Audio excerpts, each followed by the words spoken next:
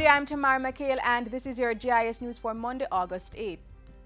Prime Minister Andrew Holness has called on all Jamaicans to support our athletes in the Rio Olympics as the nation expects another high medal haul. He was speaking on Saturday at the annual Grand Gala held at the National Stadium. They are our greatest ambassadors. They represent us to the world. And I know that we are all praying for them, willing them on, and I want to say to them, good luck, work hard. I know that you will win and bring home gold and glory for Jamaica. The Prime Minister also used the occasion to charge all Jamaicans to ensure greater protection of our children. Our children are our future. The message is that it takes a village to raise our children. It takes the village of Jamaica to protect our future.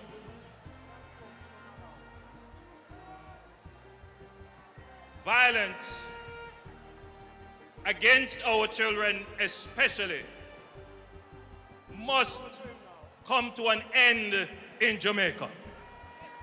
Also speaking at the Grand Gala was Minister of Culture, Gender, Entertainment and Sport Olivia Grange, who asserted that the living conditions of our Jamaican athletes in Rio have improved. The minister was responding to concerns raised from a video which surfaced recently, highlighting the living conditions in the Olympic Village. I was in touch with the delegation in Rio, and they told me that everything was like 99% okay, and that everything will come together and the athletes are fine. Minister Grange will leave the island this week to support the Jamaican delegation in Brazil. While I'm there, I'll be there to give support to the athletes, to make sure everything is okay, working along with the JOA and all the volunteers that are there, and be a part of the team. This year's Grand Gala celebrated our 54th independence under the theme, Let's Get Together and Feel All Right. Meanwhile, on Sunday, a new Miss Jamaica Festival Queen was crowned. The title went to Kaisha Randall from St. James. The West has taken the two top prizes. The Westmoreland has taken the second prize, and St. James has taken the first prize. And that's good, because Kingston is not Jamaica. Miss Westmoreland Felicia Samuels placed second, and Monique Robb Miss St. Mary placed third. The Festival Queen competition, which began in 1963, encourages the development of cultural awareness, talent and creativity in some of Jamaica's most gifted women. In other news, Senior Assistant Director of the Legal Reform Department at the Ministry of Justice, Luciana Jackson, has been appointed as a board member of the International Society for the Reform of Criminal Law. The appointment was made during the Society's 29th Annual International Conference held in Canada recently. The International Society for the Reform of Criminal Law is a non-profit charitable association in Canada.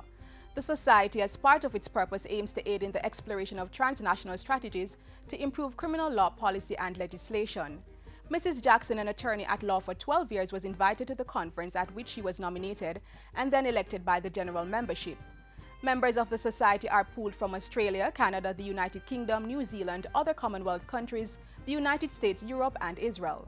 Justice Minister Delroy Chuck, in congratulating Mrs. Jackson, said this appointment speaks to the indomitable stance of the Jamaican government for legal reform. And finally, Sport Minister Olivia Grange has congratulated national representatives for what she described as a weekend of sports achievements. On Sunday night, the Jamaica Tallawahs won the Caribbean Premier League title for the second time after defeating the Guyana Amazon Warriors. Also on Sunday night, Alea Atkinson qualified for the final of the 100-meter breaststroke at the Rio Olympics 2016.